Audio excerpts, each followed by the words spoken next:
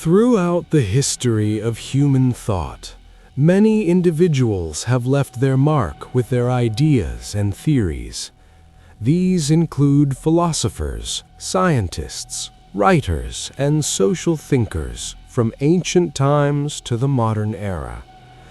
From Socrates, Plato, and Aristotle to Nietzsche, Freud, and Einstein, each contributed a different perspective on humanity, society, and the world. Today, I would like to present to you a video featuring 43 prominent thinkers who have contributed to shaping how humanity understands the world, society, and itself. Each figure represents a different period, a different viewpoint, and together they form the intellectual current of human history. Let's begin. Socrates, 469 to 399 BC. Socrates is one of the rare figures who reshaped the entire cultural and intellectual development of the world. He left no written records, but his influence through his disciples, especially Plato, laid the foundation for Western philosophy. Socrates was born in 469 BC in Athens, the son of a stonemason and a midwife. Unlike the ideal appearance of Greeks at the time, Socrates was described as very ugly, with bulging eyes and a pot belly. However, he possessed a sharp intellect and a simple, even austere lifestyle. Most of Socrates' life was spent in the city-state of Athens during the turbulent Peloponnese War. Although a patriotic citizen and a brave soldier, Socrates was still seen as a threat to the weakening Athenian democracy. His relationships with controversial figures such as Alcibiades, a traitor, and Critias, leader of the 30 tyrants, led to suspicions that he held anti-democratic views. In 399 BC, at the age of 70, he was brought to trial on two main charges: not worshipping the gods of the city-state and corrupting the youth. Instead of pleading for mercy, Socrates steadfastly defended his philosophical way of life, leading to his execution by poison. The Socratic problem. Because Socrates did not write, historians face a major challenge in determining what were his true thoughts and what were the fictions of those who wrote about him. Key sources include Aristophanes depicts Socrates as a ridiculous sophist in the play Clouds. Xenophon portrays a pragmatic, ethical Socrates who cares about practical advice. Plato, the most important, but also the most difficult to pinpoint source, as Plato often used the character of Socrates to express his own complex philosophical ideas, such as the theory of forms. Aristotle provides more objective observations on the differences between the historical Socrates and the Socrates in Plato's works. Regarding the main philosophical idea, Socrates' philosophy did not focus on natural phenomena like the pre-Socratic philosophers, but on ethics and humanity. Socratic ignorance. Socrates is famous for claiming that he knew nothing. When the prophecy at Delphi stated that no one was wiser than Socrates, he went to question those who were considered wise and realized that he was wiser than them only because he knew that he didn't know, while they thought they knew even though they didn't. The unexamined life. He asserted that an unexamined life is not worth living. For him, the highest goal of humanity is caring for the soul rather than pursuing money or fame. The unity of virtue. Socrates believed that virtue is knowledge. If a person truly knows what is good, they will do it. Therefore, no one does evil intentionally. All mistakes stem from ignorance. Prioritizing the soul. He taught that virtue does not come from money, but it is virtue that makes money and everything else good for people. On the Socratic method. At the heart of this method is elenchus, a form of questioning or cross-examination. Method. Socrates often begins by asking a defining question, e.g., what is justice, or what is courage? When the opponent gives an answer, he uses a series of follow-up questions to point out contradictions in their beliefs, forcing them to acknowledge their lack of understanding. Purpose. Not to defeat the opponent, but to purify misconceptions, helping them move closer to the truth. He likened himself to a maitic, not directly creating knowledge, but helping others give birth to their own ideas. Socratic irony. He often feigned admiration for the opponent's wisdom to lure them into a questioning process, thereby revealing the emptiness in their reasoning. The legacy and influence of Socrates. Socrates' death transformed him into a martyr of philosophy. Greek schools of thought, Stoics, skeptics, and cynics, all regarded Socrates as the ideal model of self-control and morality. Modern philosophy, philosophers such as Hegel, Kierkegaard, and Nietzsche paid particular attention to Socrates. Hegel saw him as a turning point in the world's spirit. Kierkegaard focused on his rationality, while Nietzsche both admired and criticized him for elevating reason too high, stifling artistic instincts. Socrates was not only a thinker, but also an example of intellectual integrity. He taught us that philosophy is not a set of theories detached from reality, but a persistent way of life in the pursuit of truth and self-improvement through dialogue and self-reflection. To this day, his questioning method remains the most important tool in education and critical thinking.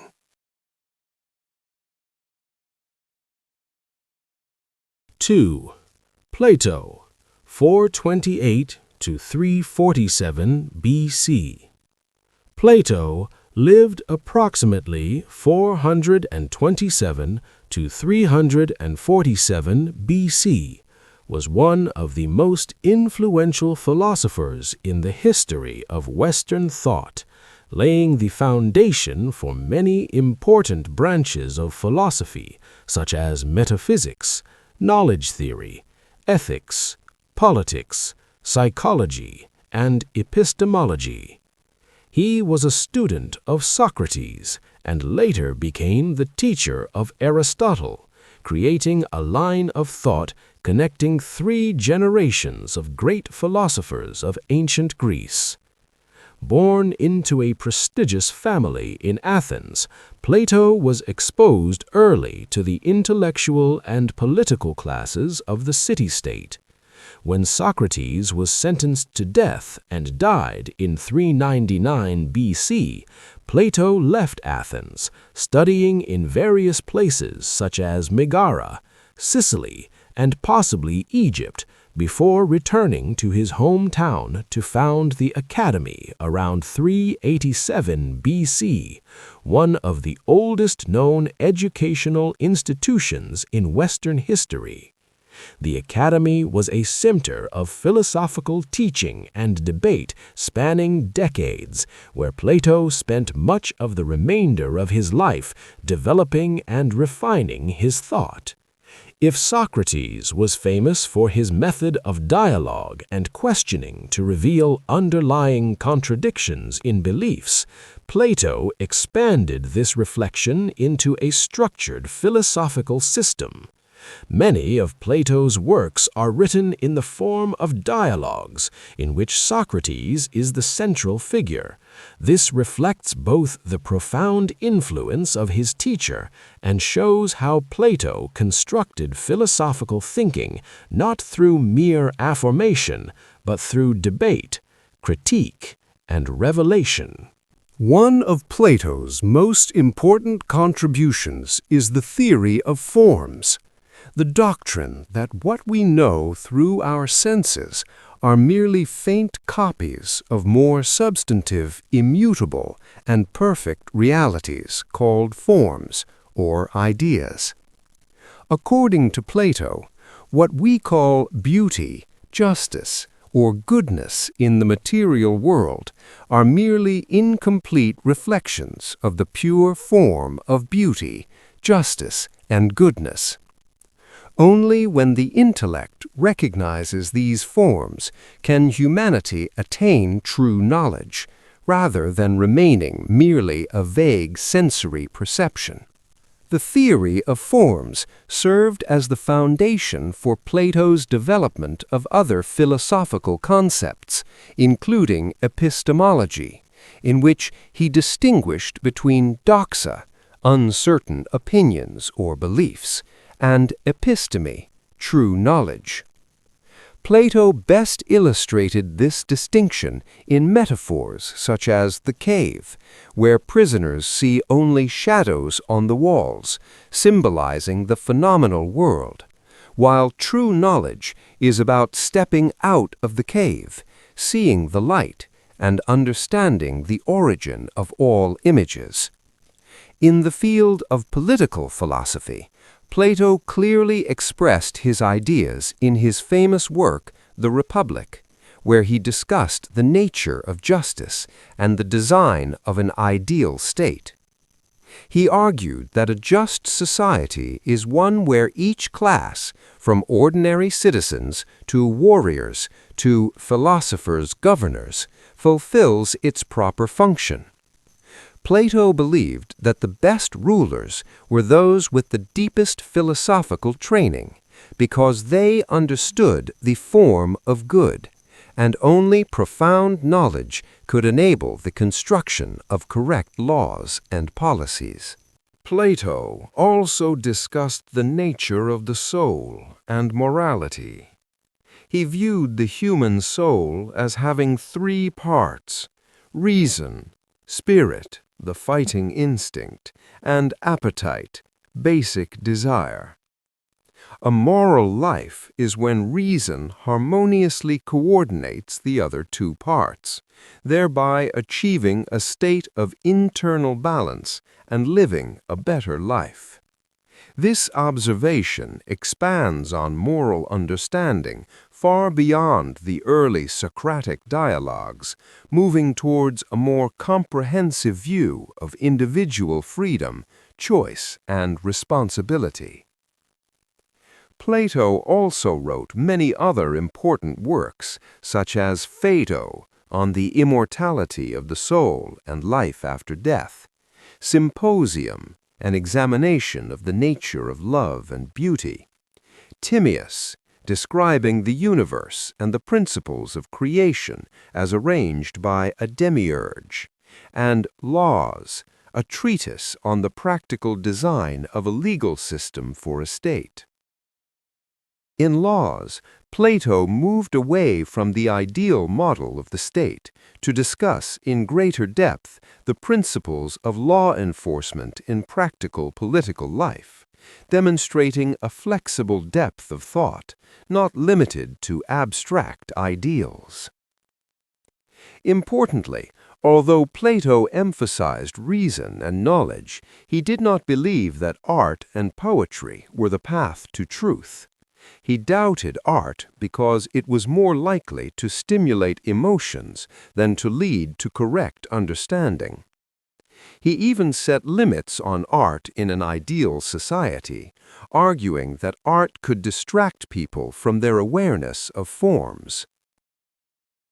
Plato was also the first to present an ideal of Platonic love, love that does not stem from carnal desire, but from a yearning for absolute beauty and goodness. This is a profound insight into the spiritual motivation that drives people beyond base desires to pursue higher ideals. Plato's influence extends not only to philosophy, but also to political science, religion, psychology, and Western culture. The questions he raised, the nature of reality, the source of knowledge, the structure of an ideal society, and the relationship between morality and human destiny, continue to be central to modern philosophical research. His use of dialogue, a form that is both self-reflection and debate, helped philosophy become a method rather than just a collection of answers. Plato was not just a theorist. He created the framework upon which Western philosophy developed, from which Aristotle and all subsequent schools of thought responded, criticized, or further developed what he had laid the foundation for. Thus, it can be said that Plato was not only a philosopher of antiquity, but also one of the figures who profoundly shaped how we understand the world and ourselves.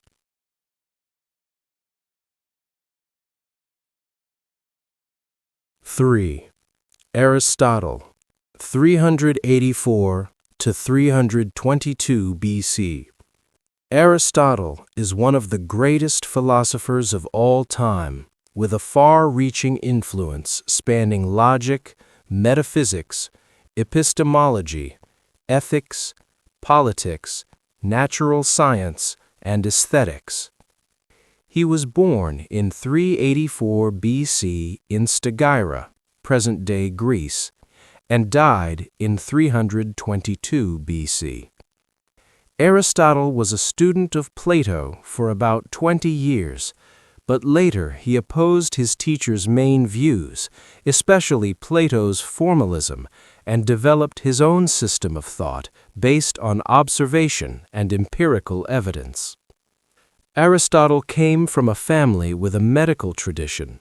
His father was the personal physician of the Macedonian king, which may have shaped his interest in natural science and empirical observation.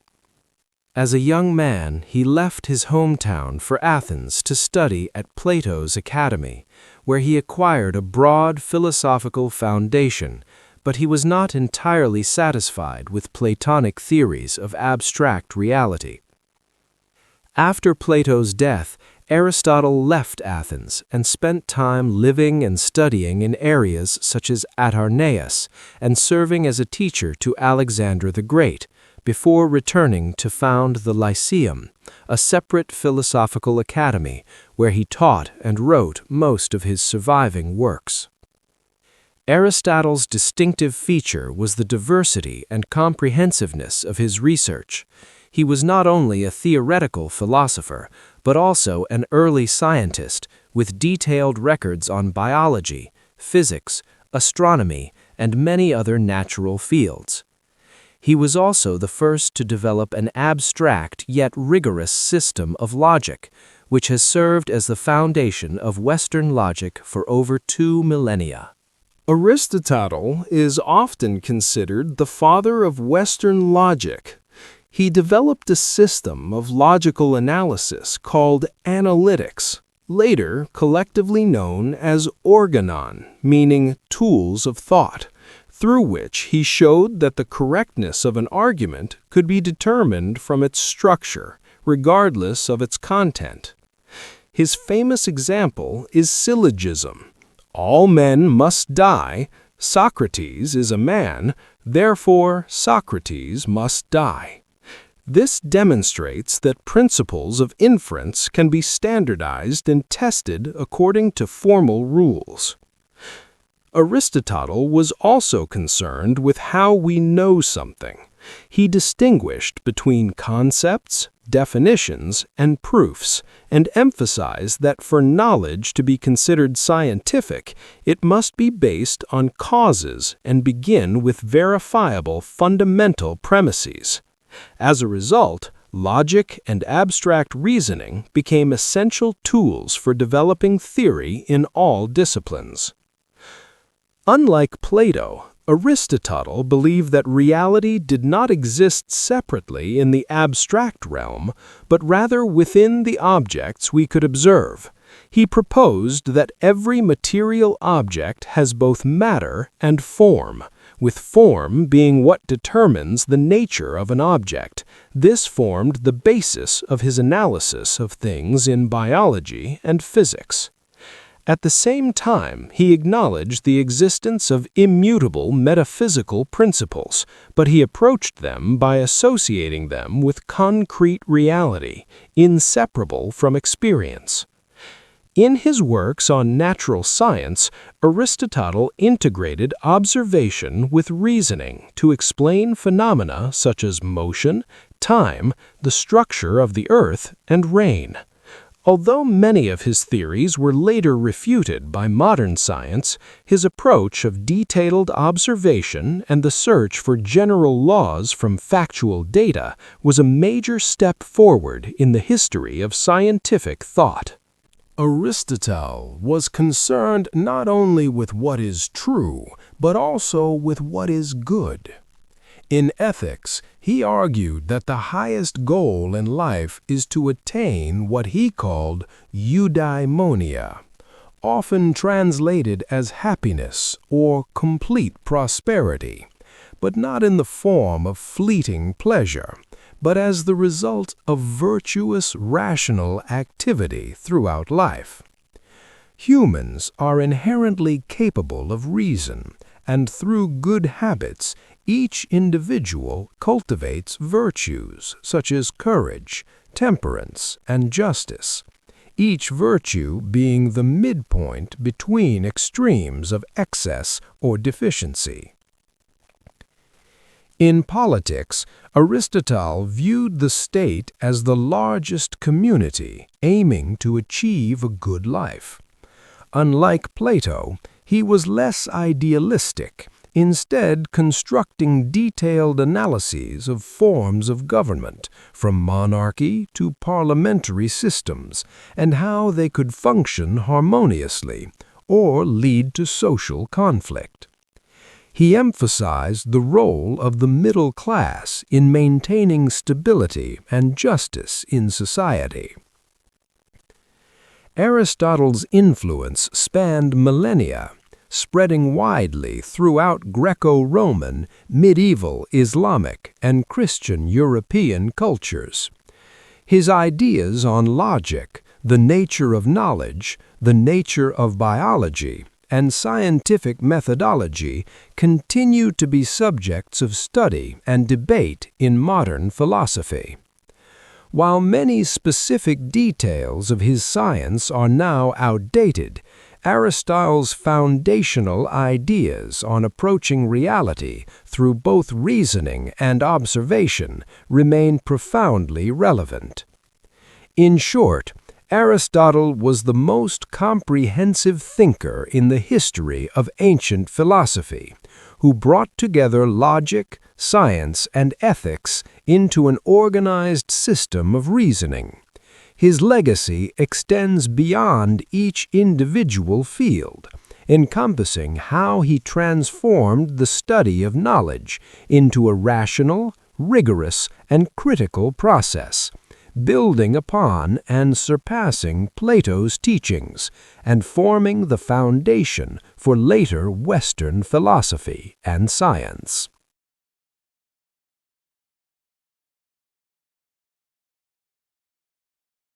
(4) Saint Augustine, 354 to 430 A.D.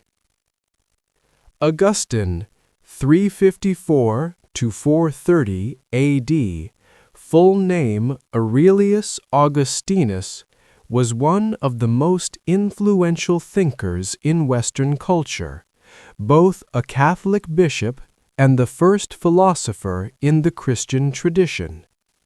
He lived during the decline of the Roman Empire and is considered an intellectual bridge between the ancient and medieval worlds, laying the foundation for many later themes in political and social philosophy.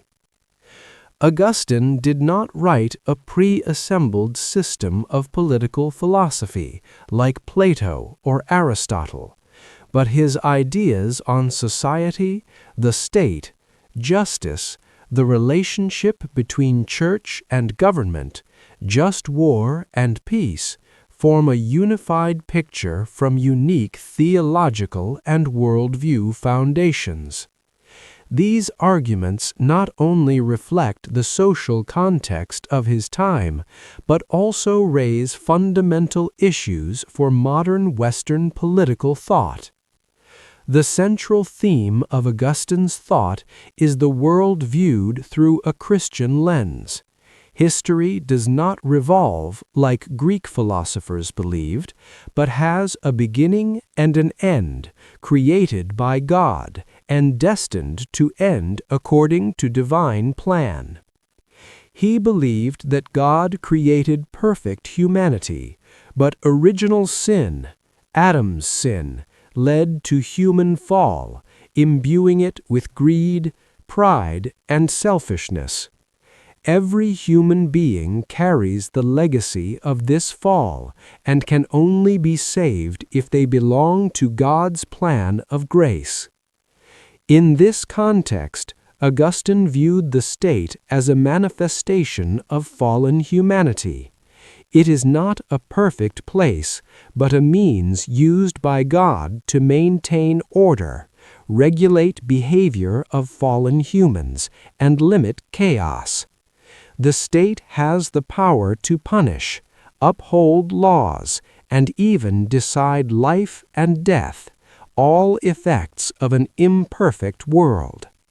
One of the central images in Augustine's thought is the doctrine of two cities, the city of God and the earthly city. These two cities represent two different types of people and two different ways of life. The earthly city consists of people dominated by desires, power, wealth, and domination. They love this world and care more about personal gain than God. The city of God is a community of people who love God and live according to their faith, even though they still exist in the earthly world and do not enjoy state power. Augustine emphasized that there could be no dual citizenship in these two cities. Each individual belonged to only one city, according to how they directed their love and life goals. Therefore, any earthly state could only be a temporary and relative version of the order of justice. It could not achieve perfect justice as in the city of God.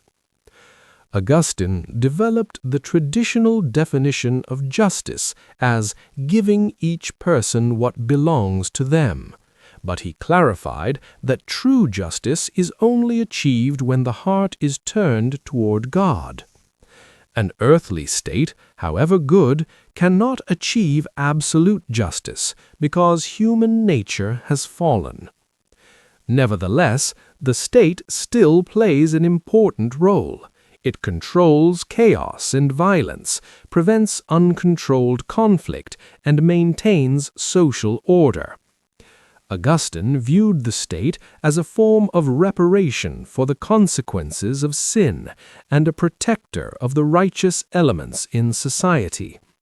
Power, law, and punishment all have legitimate authority as long as they do not contradict God's will. In the event of a conflict between God's law and state law, believers must obey God and be prepared to accept the consequences. According to Augustine, Although both the church and the state are important, these two institutions cannot be equated. The church cannot become the state, and the state cannot claim itself as the full expression of the city of God. Rome's conversion to Christianity was a positive step.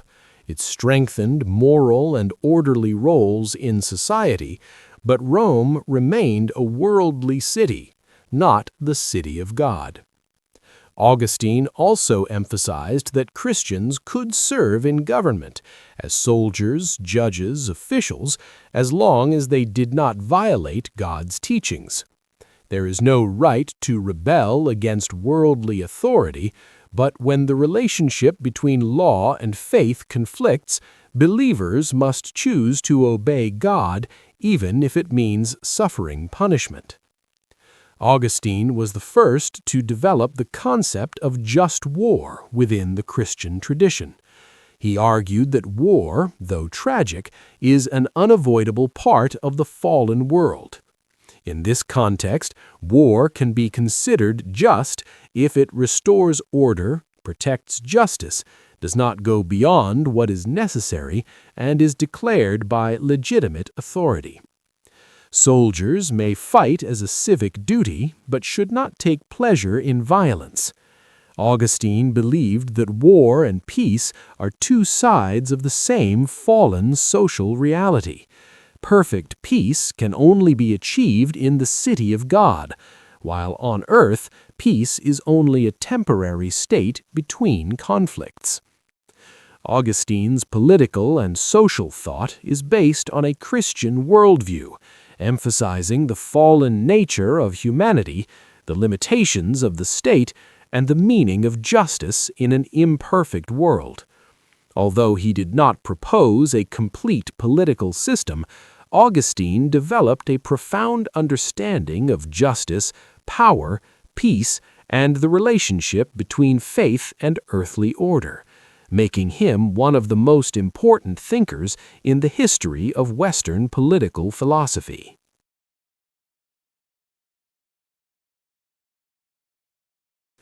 '5. St. Thomas Aquinas, 1225 to 1274. Thomas Aquinas is a symbolic figure representing the effort to reconcile Christian faith with Greek reason, especially Aristotelian philosophy. He was not only a theologian, but also a brilliant philosopher who built the Thomism system of doctrine, which formed the foundation of Catholic thought for centuries.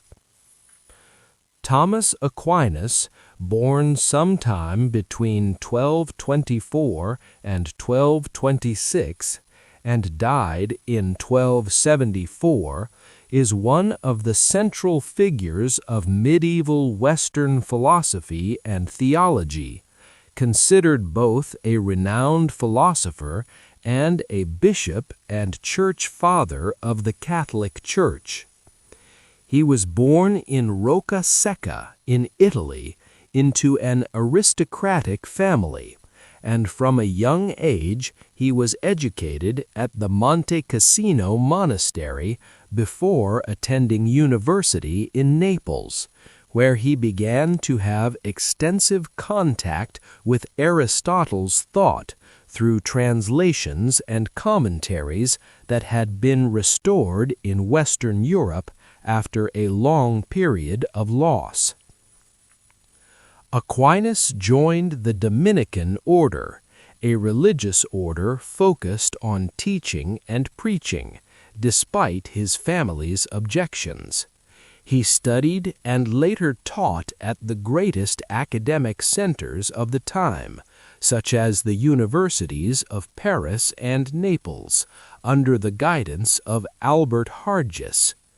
He soon became famous for his ability to harmonize philosophy and theology, using reason to examine faith and putting philosophy to the service of faith. His ideas spread not only within the Christian community, but also in later world philosophical traditions. Aquinas is renowned for his philosophy that combined the Aristotelian tradition and Christian doctrine. He believed that reason and faith are not opposed to each other. Reason can lead to many natural truths, such as the existence of God, and faith illuminates supernatural truths that pure reason cannot reach. Therefore, Aristotle became his most important philosophical teacher, but Aquinas did not accept everything in Aristotle verbatim. Instead, he adapted Aristotle's arguments within a Christian framework. One of his most famous contributions was the 5 ways, arguments to prove the existence of God, based on the principles of dynamic, causal, adjective, purpose, and cosmic order. These arguments were not based on Scripture, but rather on observation and natural reasoning. In the fields of politics and ethics, Aquinas was a pioneer in presenting a system of philosophically defined laws. He distinguished between eternal law, natural law, human law, and divine law. According to him, eternal law is God's plan of order for the universe. Natural law is the way human reason recognizes the fundamental rules for moral action, what is good to pursue, what is evil to avoid. Human law consists of specific regulations in society, such as criminal and civil law, built by humans based on natural law. Divine law is revealed law, containing guidance on faith that humans cannot grasp solely through natural reason. In some places, Aquinas made it clear that divine law is the foundation of all rational law, and that human laws are only legitimate when they conform to natural law and promote the common good. He also demonstrated that human laws have limitations. They cannot regulate every aspect of human morality, because many internal actions, such as intentions or motives, belong only to the realm of reason and conscience, and sometimes human laws need to be flexible to protect the practical interests of society. Aquinas adopted the Aristotelian view that humans are inherently social and political animals. Humans only achieve self-perfection when living within a political community, where they can collectively pursue the common good and develop virtue. He argued that the basic unit of society is the family, but true common good can only be achieved within a broader political community, a state with a structure strong enough to maintain order, protect justice, and facilitate the moral life of its citizens. Aquinas believed that good government is one that serves the common good, not just the interests of individuals or groups. He accepted 3 forms of legitimate government, as Aristotle presented them: monarchy, ruled by one; nobility, ruled by few; and polity, as they all served the common good. In the case of a good king, monarchy was the ideal, due to its unity and ability to make quick decisions. But in practice, he proposed a mixed system: a just king, noble council, and the power of choice given to the people, to balance power, limit the risk of tyranny, and maintain stability. Aquinas also discussed distributive justice and reciprocal justice. He argued that distributive justice requires the distribution of the wealth and benefits of society according to proportions, meaning that those who contribute more receive a more proportionate share. Conversely, in commerce and transactions, justice requires each party to receive the correct value of the exchange so that no one is harmed. He opposed usury, high-interest lending, because he believed it created an unjust imbalance between parties. Although Aquinas valued the role of politics and law, he recognized that politics only served the natural aspects of human beings and could not lead to supernatural perfection, that is, union with God. People could live morally and develop their natural qualities within a political community, but complete happiness, beatitude, was only achieved through grace and spiritual life, which belonged more to the Church than to the state. Thomas Aquinas saved Aristotelian philosophy for the Christian world, creating a coherent and rational system of thought. In 1323, he was canonized.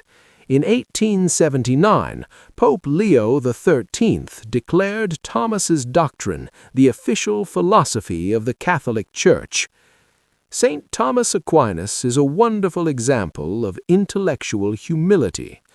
Towards the end of his life, after a profound spiritual experience, he stopped writing and said, "All that I have written is rubbish compared to what I have seen." Yet for humanity, that pile of rubbish was a priceless treasure of knowledge.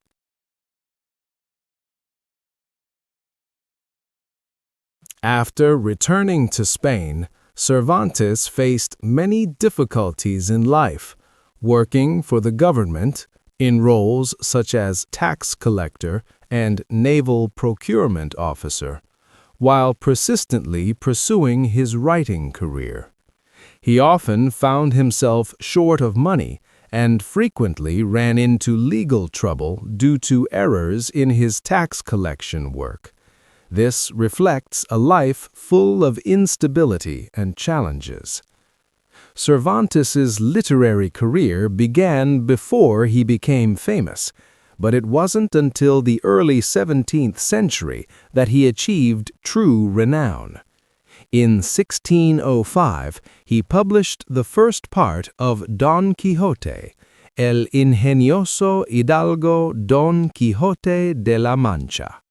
The novel quickly attracted attention and was considered a turning point in literary history, the first modern novel with a complex structure, combining humor, satire, humanism, and a profound reflection on social reality. Don Quixote tells the story of a gentleman fascinated by old chivalric tales and determined to become a Renaissance knight, leading to adventures that are both comical and philosophical. The second part of Don Quixote was published in 1615, solidifying the work's status as a universal literary masterpiece. In addition, Cervantes also wrote Novelas Ejemplares, exemplary novels, a collection of 12 short stories published in 1613, demonstrating his subtlety in depicting society and human psychology. In his later years, Cervantes continued to write and completed Los Trabajos de Persiles y Sigismunda, a romantic novel published posthumously in 1617. He considered this work one of his greatest achievements, although it did not achieve the same fame as Don Quixote. Miguel de Cervantes died in Madrid in April 1616 in poverty and was buried in the Barefoot Trinity Monastery. However, his fame and influence only truly spread after his death. Don Quixote has been translated into many languages and has become one of the most influential literary works of all time, making a significant contribution to the development of the novel genre. 6. Miguel de Cervantes, 1547 to 1616. Miguel de Cervantes was the greatest writer, poet, and playwright of Spain. His classic work, Don Quixote, is not only the first modern novel, but is also considered one of the greatest masterpieces of world literature. Miguel de Cervantes Saavedra, born September 29, 1547, died April 22, 1616, was one of the greatest writers of Spanish and Western literature, best known for his novel Don Quixote, one of the works that shaped the modern novel. Cervantes was born in Alcalá de Henares, Kingdom of Castile, now part of Spain, into a family of modest means. His father, Rodrigo de Cervantes, was a slightly deaf surgeon, and the family frequently moved during Miguel's childhood. Although his exact educational background is unclear, later works suggest he received a fairly comprehensive education, possibly through seminary or self-study. During his adult years, Cervantes pursued a military career. He participated in the Battle of Lepanto in 1571, where he was severely wounded, losing the use of his left hand, a fact that led to his later description as lost his left hand but not his spirit. He later served in Italy and returned to Spain.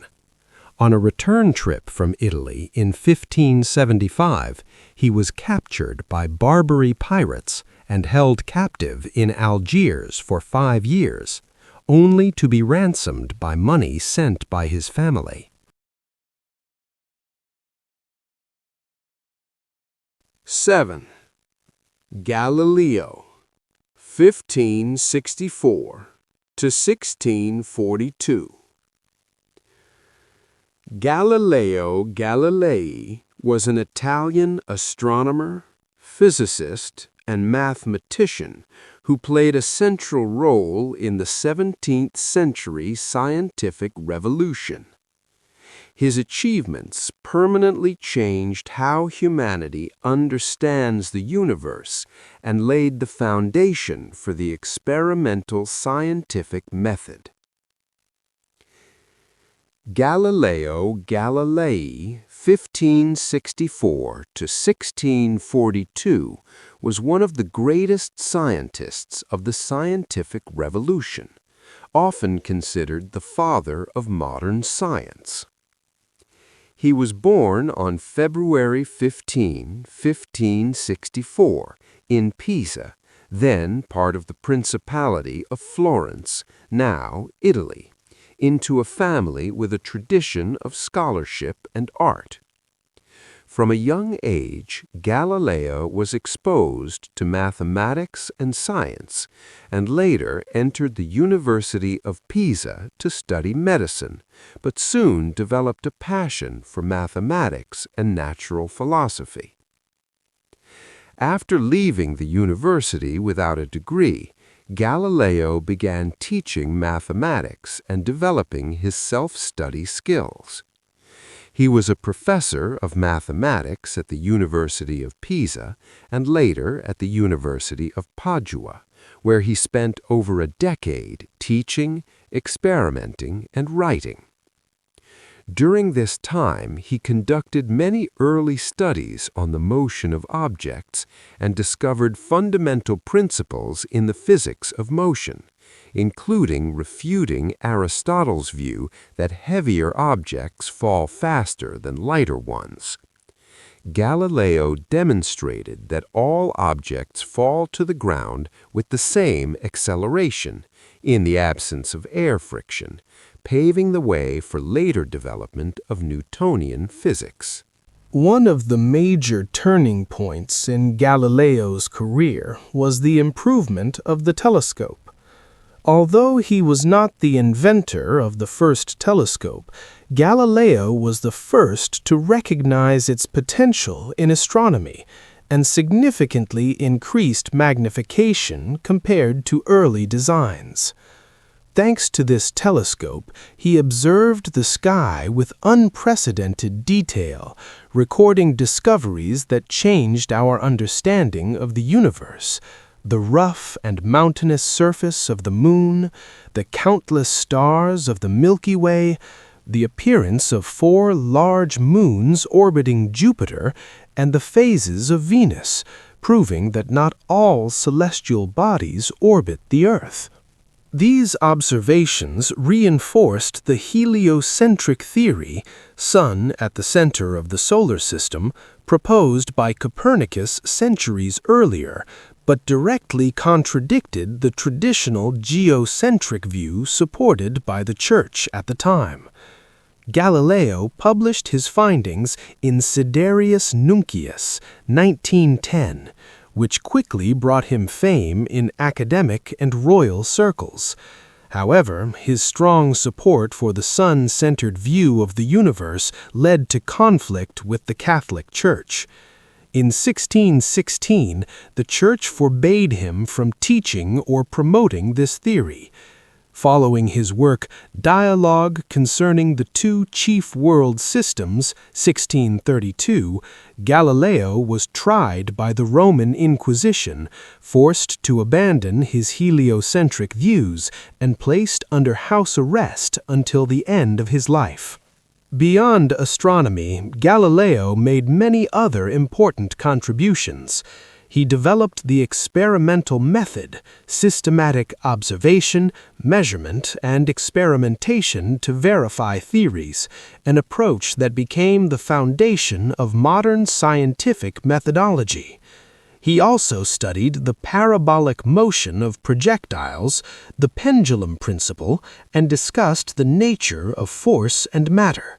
Some of his designs and ideas, such as the pendulum clock principle, Galileo's escapement, profoundly influenced later engineering, even though he did not complete them in his lifetime. Galileo died on January 8, 1642, in Arcetri, near Florence, after a long illness and blindness. Despite his limitations in his later years, his scientific endeavors laid the foundation for modern physics and astronomy, inspiring later scientists such as Kepler and Newton. He was not only a pioneer in observing the sky with a telescope, but also the initiator of the experimental approach, a method of research that later became the standard in modern science.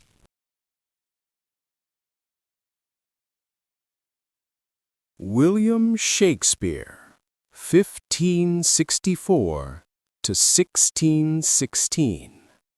William Shakespeare, born 1564, died 1616, was one of the greatest writers, poets, and playwrights in world literary history. Often called the Bard of Avon, the poet of the River Avon, and an outstanding icon of English literature. He was born in Stratford-upon-Avon, Warwickshire, England, where he was also baptized on April 26, 1564, and died on April 23, 1616, almost exactly on his birthday, according to the tradition of St. George's Day. His legacy includes approximately 38 plays, 154 sonnets, and numerous long poems, which have had a profound influence on literature and languages worldwide. Shakespeare lived and wrote during the English Renaissance under Queen Elizabeth I and later King James I, a time when London theatre flourished and literature thrived. He was not only a playwright, but also an actor and a shareholder in one of the largest theatre companies of the time, which gave him a deep understanding of acting life and audience demands, and facilitated the widespread performance of his works. Shakespeare's writing career spanned approximately 2 decades, from the mid-1590s to the early 1610s, during which he wrote over 38 plays, 154 sonnets, and several narrative poems. His most famous works include tragedies, comedies, and historical tragedies, reflecting both profound humanism and subtle observation of human nature. In terms of tragedy, Shakespeare left behind masterpieces considered the pinnacle of Western dramatic art.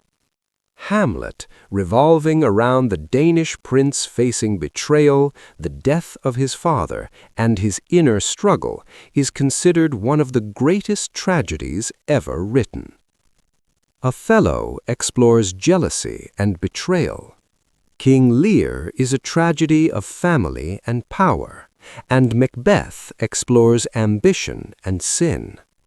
These works are not only tense and dramatic stories, but also profound portraits of humanity, personal decisions, and the consequences of actions. In comedy, Shakespeare excels with plays such as A Midsummer Night's Dream, Much Ado About Nothing, and The Merchant of Venice, where he skillfully combines elements of love, misunderstanding, humor, and subtle observations of social relationships. These plays often feature complex plots, diverse characters, and an intertwining of reality and fantasy, showcasing his unique creative style. Beyond drama, Shakespeare's sonnets also hold a special place in English poetry. The 154 poems, printed in 1609, were mostly composed in the 1590s, expressing profound emotions about love, beauty, the passage of time, and many very personal perspectives, sometimes mystical, sometimes poignant. He also wrote narrative poems, such as Venus and Adonis and The Rape of Lucrece, before focusing entirely on drama. Shakespeare was not only a brilliant playwright, but also a contributor to the English language, enriching it with hundreds of words and phrases that are still widely used today. His writing style combines subtle lyrics, flexible language structure, and emotional depth, bringing characters and situations to life across time, allowing audiences and readers from many generations and cultures to perceive the universality of his work. After his death, many of Shakespeare's works were compiled and gathered in the First Folio, 1623, a collection of 36 plays printed for the first time under one roof, profoundly influencing the preservation and development of world literature. William Shakespeare is the quintessential writer of English literature, where drama, poetry, language, and thought converge, creating a profound cultural legacy not only in England, but globally. As Ben Jonson, his contemporary, remarked, "Shakespeare belongs not to one age, but to all ages." 9. René Descartes, 1696 to 1650. René Descartes, March 31, 1596 to February 11, 1650, was a French philosopher, mathematician, and scientist, considered the father of modern philosophy and one of the key figures of the European scientific revolution. He was born in La Haye on Touraine, France, into a minor aristocratic family. From a young age, Descartes was educated at a seminary where he studied mathematics, philosophy, and science, foundations that later shaped his entire thought. Descartes was a pioneer in establishing a method of reasoning based on reason and mathematics to acquire certain knowledge. He believed that one must first question everything that cannot be clearly proven, including sensory experience and widely accepted dogma, in order to discover unquestionable truths. This very argument led to his most famous quote, "Cogito, ergo sum," I think, therefore I exist, expressing that the act of thinking is the most certain thing a human being can know. In Discourse on Method, 1637, Descartes clearly presented an approach that was both rigorous and simple. Accept only what is clear and obvious, break complex problems into small parts, proceed from simple to complex, and re-examine the entire reasoning. These principles transformed mathematics into a tool for building solid knowledge, and Descartes believed that every field of science could apply this method to arrive at truth. Descartes' ideas led to rationalism, which posits that reason is the primary source of knowledge, in contrast to the later empiricism, which emphasized sensory experience. He also developed dualism in philosophy, a clear distinction between mind, essentially thinking, and matter, essentially an extension in space. This created a problem concerning the relation between mind and body that later philosophy and science continued to debate. Descartes was not only a philosopher, but also an outstanding mathematician. He founded analytical geometry, a branch of mathematics that combines algebra and geometry, using the XY coordinate system to represent geometric objects with algebraic equations. This not only revolutionized mathematical thinking, but also laid the foundation for later developments in analysis and computational science. In the field of natural science, Descartes advocated understanding the world through mathematics and mechanics, rather than relying solely on traditional philosophy.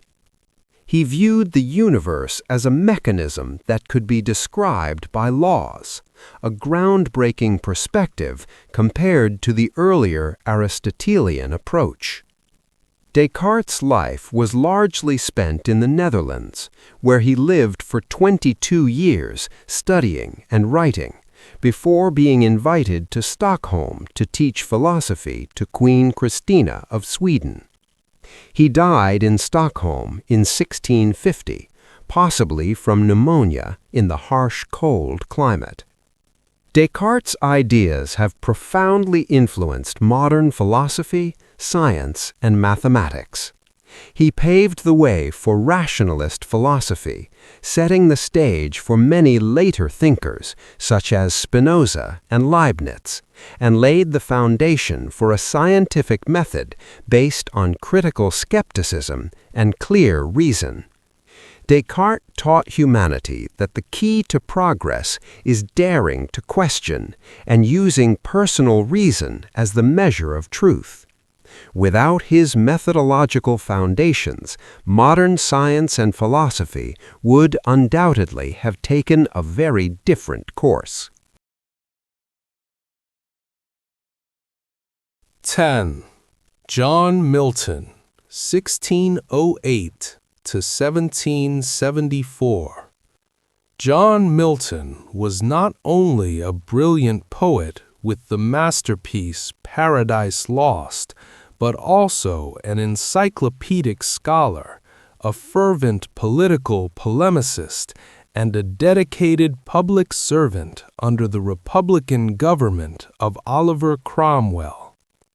John Milton, born December 9, 1608, died November 8, 1674, was one of the most prominent poets, writers, and thinkers of 17th-century English literature, considered one of the greatest authors in Western literary history, second only to William Shakespeare.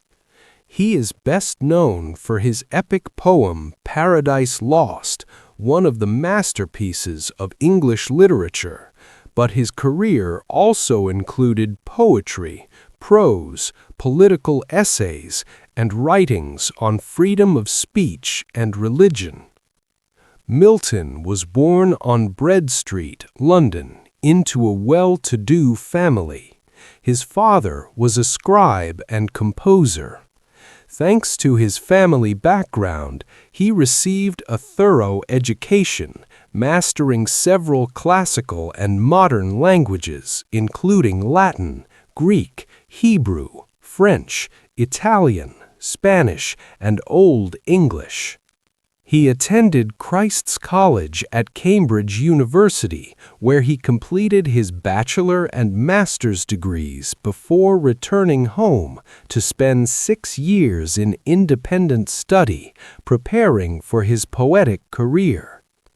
In the years leading up to the English Civil War, Milton wrote numerous systematic and scholarly poems such as On the Morning of Christ's Nativity, Lycidas, L'Allegro, and Il Penseroso, demonstrating richness in content, rhythm, and emotion.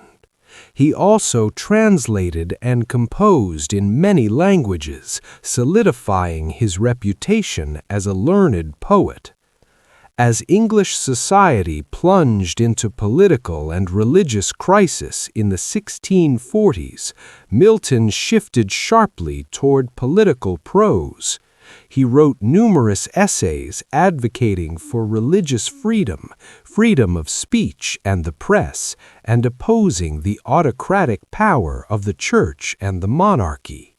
His work, Areopagitica, 1644, one of his most famous essays, defended freedom of publication and opposed censorship before printing.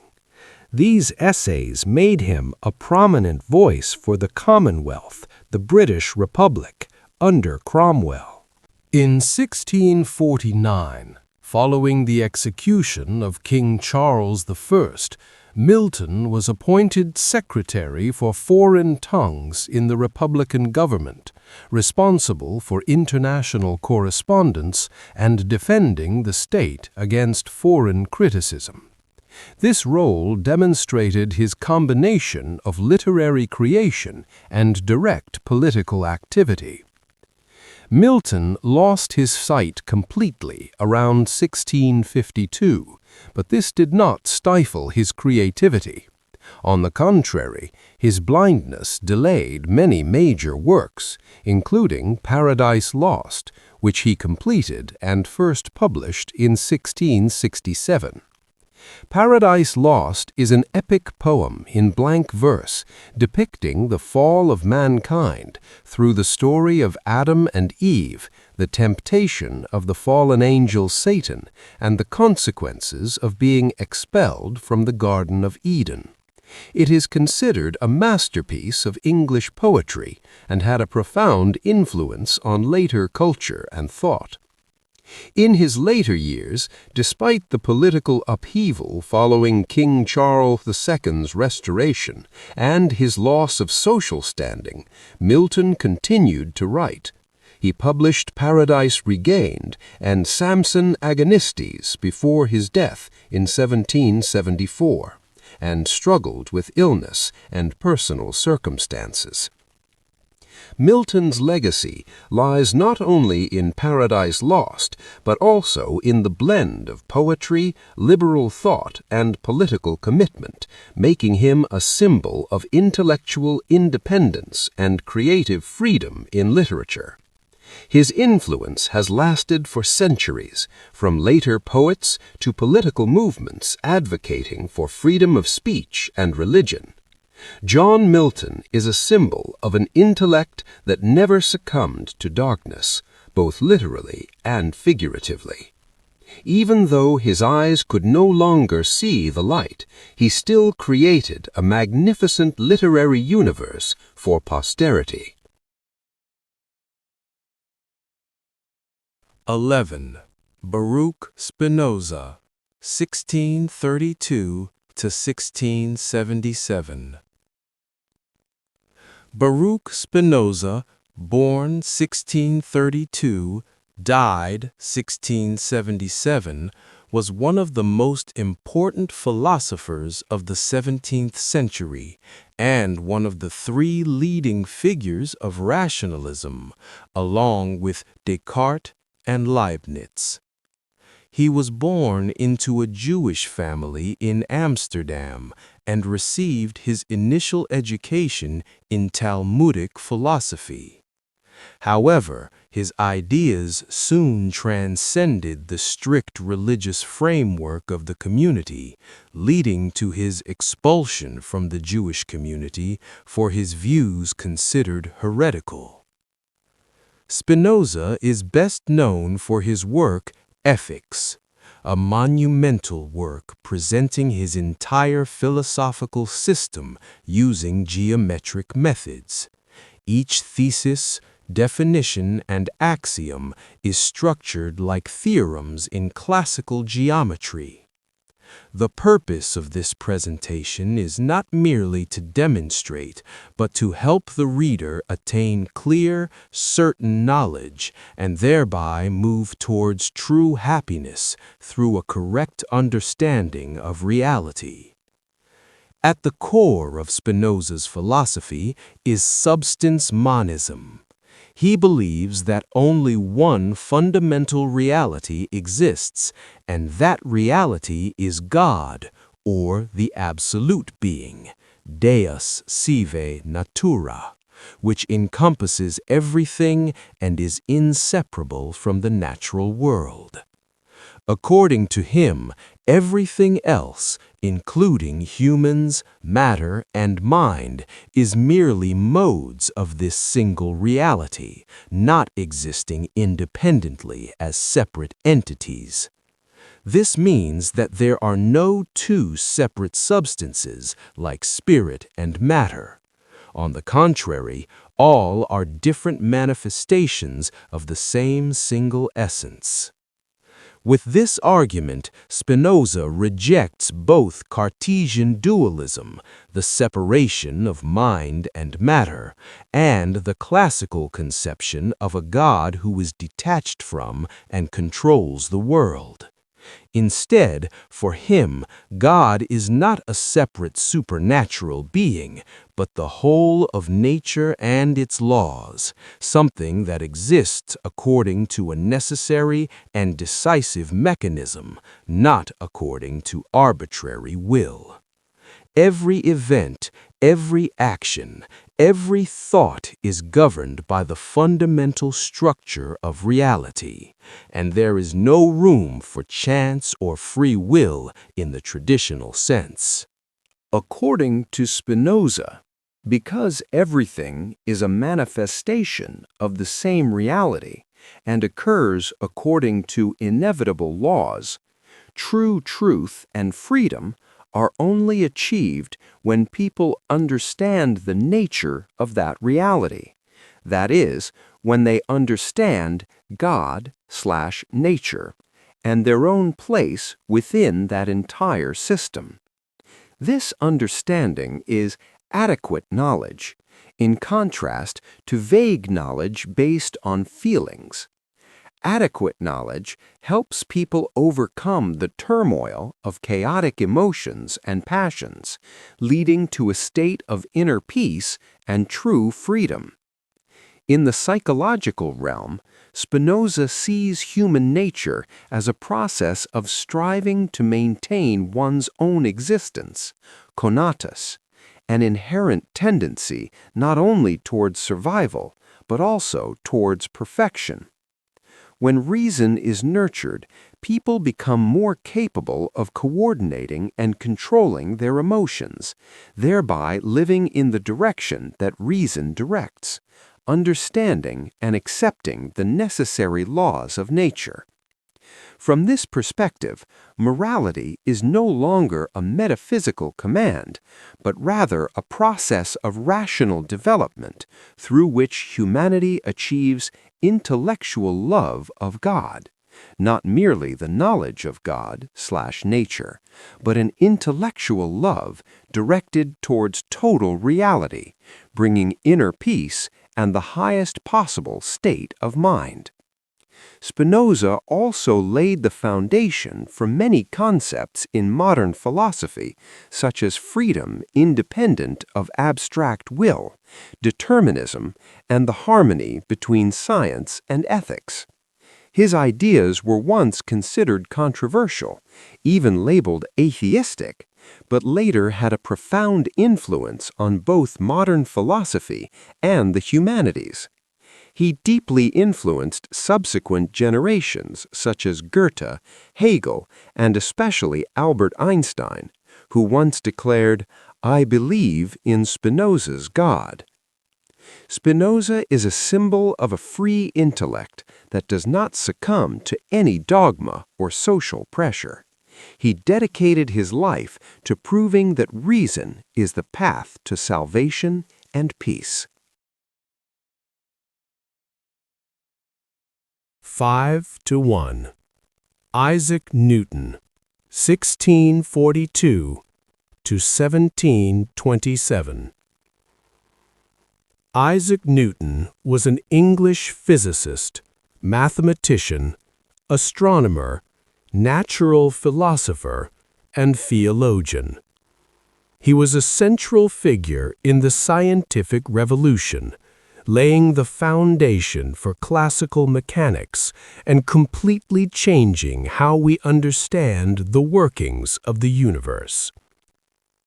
Sir Isaac Newton, born December 25, 1642, Julian calendar, January 4, 1643, Gregorian calendar, died March 20, 1727, was one of the greatest scientists in history, having a profound influence on modern science, particularly in the fields of physics and mathematics.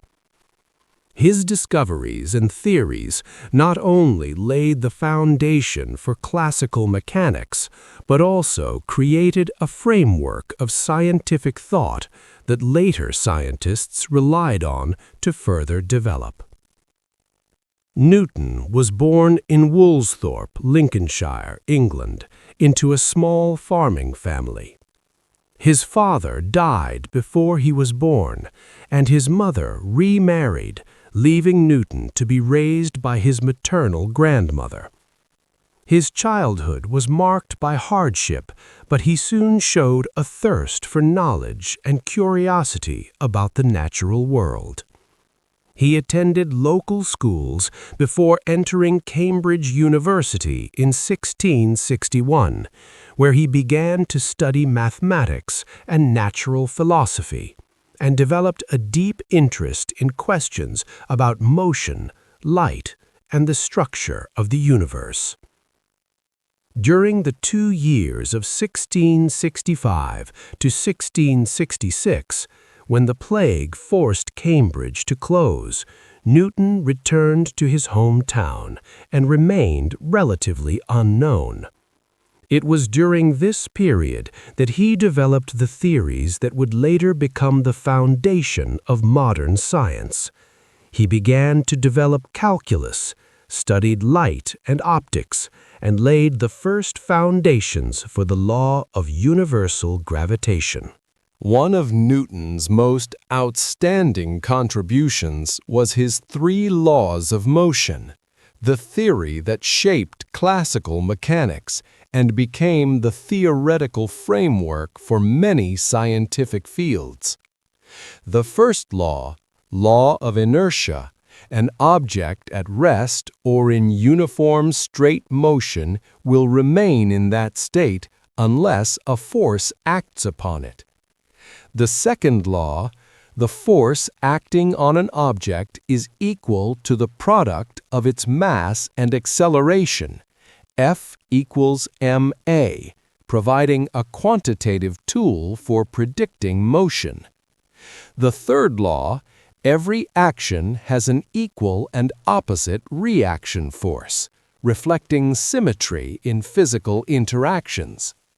These laws unify the motion of objects on Earth and in the universe, representing a mathematical model from which all mechanical phenomena can be calculated. Newton is also famous for the law of universal gravitation, formulating the gravitational force between all objects with mass in the universe. He discovered that each particle attracts every other particle with a force inversely proportional to the square of the distance between them and directly proportional to the product of the masses of the two objects. This explains not only the fall of an apple to the ground, but also the orbits of planets around the sun, the rise and fall of tides, and many other astronomical phenomena. These theories were presented by Newton in Philosophia Naturalis Principia Mathematica, Principia, first published in 1687.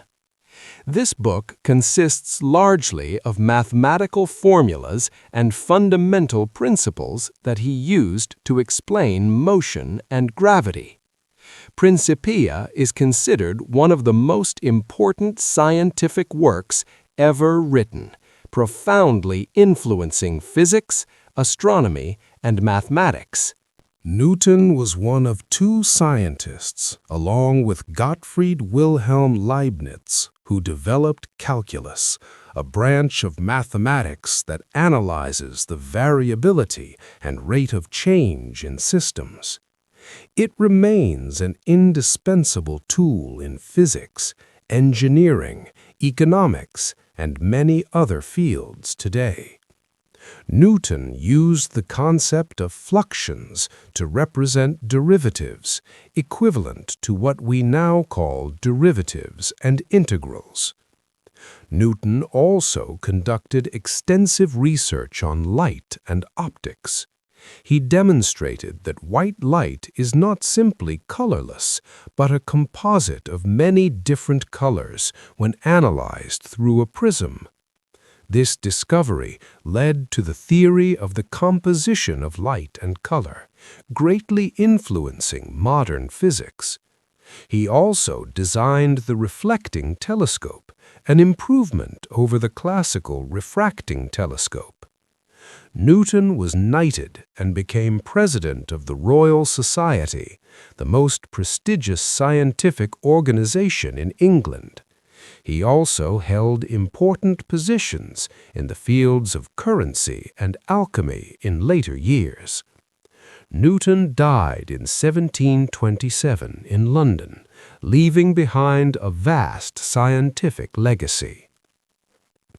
Isaac Newton's ideas and work changed the way humanity viewed the universe, from a collection of disparate observations to a unified system of laws, understandable and mathematically quantifiable, a turning point that ushered science into the modern era. Isaac Newton is a testament to the power of human intellect. He not only saw what others saw, but also the hidden laws behind them.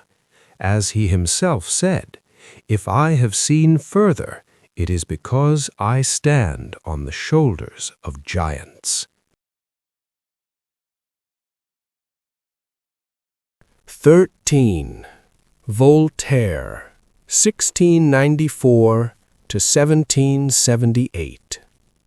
François Warry Arouet, better known by his pen name Voltaire, born 1694, died 1778, was a French writer, philosopher, historian, and social activist representative of the Enlightenment in Europe. He is considered one of the most influential intellectuals in the history of modern thought, distinguished by his sharp intellect, satirical critique, and resolute opposition to all forms of dictatorship, dogma, and oppression. Voltaire was born on November 21, 1694, in Paris, into a middle-class family. He studied at a Jesuit school, where he was exposed to classical languages, literature, and French academic traditions, but soon developed skepticism toward religious dogma and traditional authority. Initially working as a clerk and pursuing a literary career, Voltaire soon demonstrated a talent for debate and witty writing. He was considered dangerous for the upper class and authorities for his outspoken criticisms. Voltaire's literary career was diverse. He wrote plays, poetry, novels, essays, histories, treatises, and thousands of letters. He used sharp language to satirize ignorance, prejudice, and unjust rule. His works often criticized the Catholic Church and Orthodox Christianity, extremist religious views, political oppression, and outdated social prejudices. At the same time, he firmly advocated for freedom of thought, freedom of speech, freedom of religion, and the separation of church and state, fundamental values of later free societies. One of the most significant events in his life was his exile to England from 1726 to 1728, following a conflict with a powerful French family. In England, Voltaire immersed himself in a broad academic atmosphere and came into contact with the ideas of John Locke, Isaac Newton, and other English liberals, which profoundly shaped his philosophical and political views. Upon returning to France, he continued to attack restrictions on freedom and religion, leading to numerous conflicts with the authorities. In terms of his writings, Voltaire left behind many notable works. The collection Lettres philosophiques on England, which criticized French society and religion, the epic L'Encriade, which praised King Henry IV as a symbol of tolerance, and the satirical short story Candide, 1759, his most famous work, which ironically depicted philosophical optimism and portrayed human tragedies with both humor and profound insight. In addition, he wrote many historical works, such as The Age of Louis XIV, outlining the social and political context of France in the 17th century, and Précis du siècle de Louis XV, reflecting the cultural evolution of the era. A large part of Voltaire's career was dedicated to criticizing prejudice and fighting for justice. He participated in many famous lawsuits, intervening to help those wrongly convicted simply because of their beliefs or religious differences, thus becoming a prominent voice for human rights and conscience. His works were not only literature, but also cultural weapons against tyranny, superstition, and prejudice.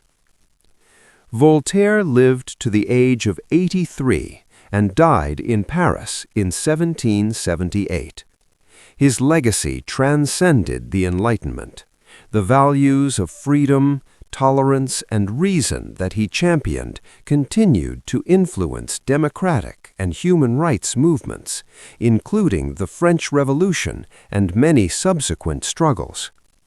He's considered one of the most important philosophers, a beacon of reason in an era when Europe began to emerge from the darkness of dogma toward a more open and free society. In 1791, his remains were interred in the Pantheon in Paris as a tribute from the French people to a man who used his intellect to enlighten his people. Voltaire once said, "I disagree with what you say, but I will defend your right to speak to the end." This statement has become a motto for freedom of speech worldwide. Voltaire is proof that a small pen can shake an outdated feudal regime.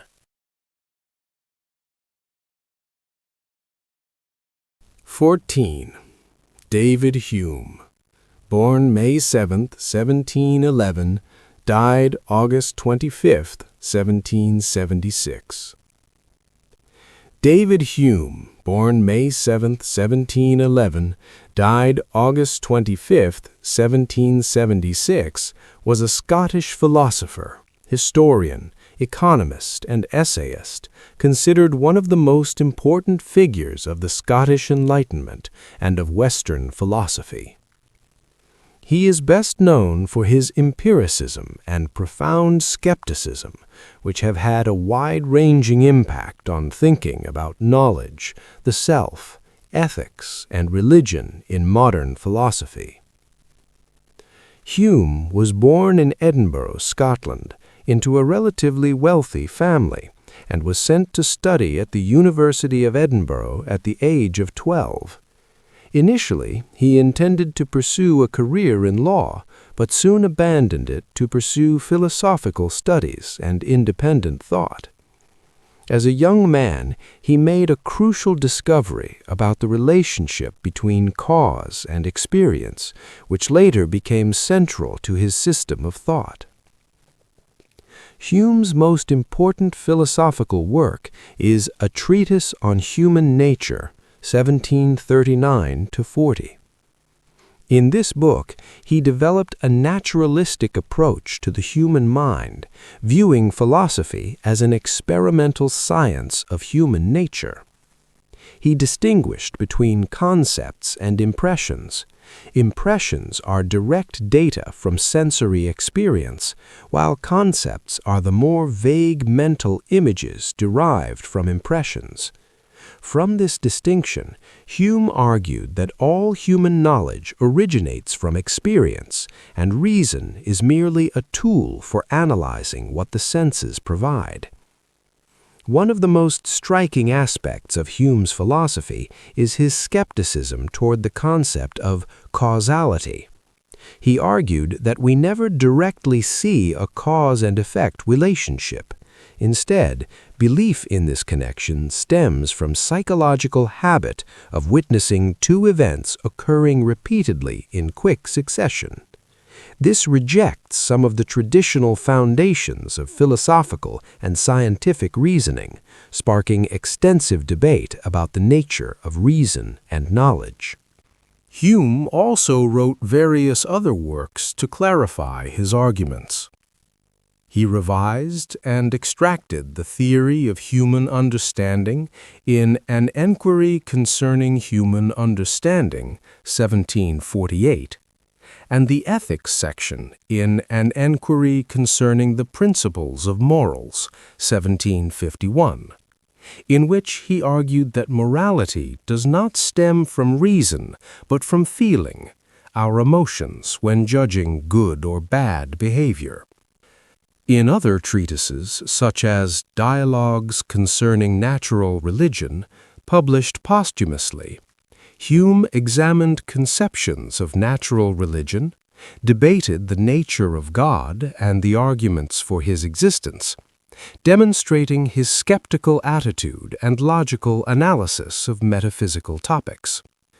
Not only a philosopher, Hume was also a well-known historian with The History of Great Britain, which describes the political and social history of England from the Jacobean period to the end of the 17th century. Furthermore, he had a significant influence on economics, with several arguments that helped shape the foundations of classical economics, such as the concept of free trade and the nature of money. Hume's philosophy profoundly influenced many later thinkers. Immanuel Kant acknowledged Hume had awakened him from his dogmatic slumber, while in England and America, thinkers such as Jeremy Bentham and John Stuart Mill were drawn to his ethical and social views. Hume was also a source of inspiration for empiricism and analysis in 19th and 20th century philosophy. David Hume was one of the most influential philosophers of the Enlightenment, who challenged traditional premises of knowledge, morality, knowledge, and religion with an empirical and skeptical method of reasoning, contributing to the shaping of modern Western philosophy. David Hume taught us a lesson in intellectual humility, that much of what we consider certain is actually just mental habits based on experience. He forced people to re-examine their own cognitive abilities.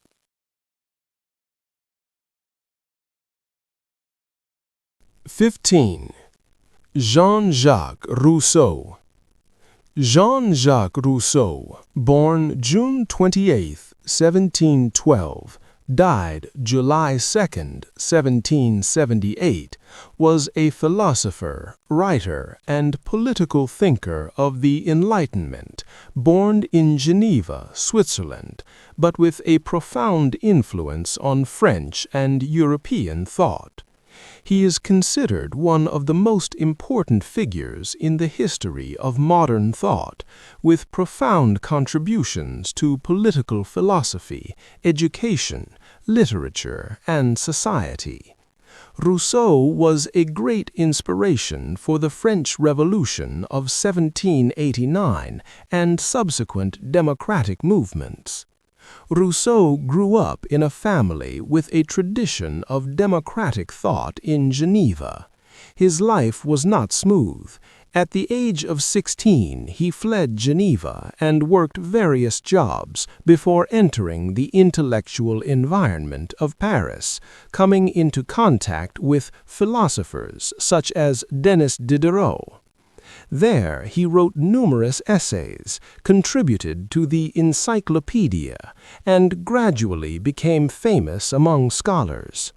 One of Rousseau's most prominent views was his belief that human beings are inherently good, but are corrupted by society and modern civilization. He argued that social progress does not necessarily bring true happiness, and that the more developed a society becomes, the more inequality and conflict it creates. This idea became the starting point for many of his social and political studies. In his works on political philosophy, Rousseau emphasized popular sovereignty and the general will, the collective will of the community, transcending individual interests to pursue the common good. He believed that the state is only legitimate when it is formed from a genuine social contract in which citizens voluntarily relinquish their natural rights in exchange for political freedom guaranteed by laws they create themselves. The concept of man is born free, but he is everywhere in chains, in The Social Contract, 1762, has become a symbol of modern democratic thought. Rousseau also made significant contributions to education. In his work Émile, or On Education, 1762, he proposed an educational method based on respect for the child's natural development, arguing that education should not be imposed, but should guide the child's natural growth. This viewpoint paved the way for modern educational theories of respect for individuality and holistic development. Beyond philosophy and politics, Rousseau also ventured into literature and music. His work, Julie, or La Nouvelle Héloïse, is a sentimental novel that had a profound influence on later Romanticism. He also wrote memoirs, Les Confessions, and the posthumous work Reveries of the Solitary Walker, works that laid the foundation for the modern autobiographical style and emphasized inner feelings. Rousseau's ideas on popular sovereignty, individual liberty, natural education, and social equality are fundamental values that have shaped many modern political systems, from the concept of representative democracy to fundamental liberties. He also inspired revolutionary movements and political theories in 18th century Europe and beyond.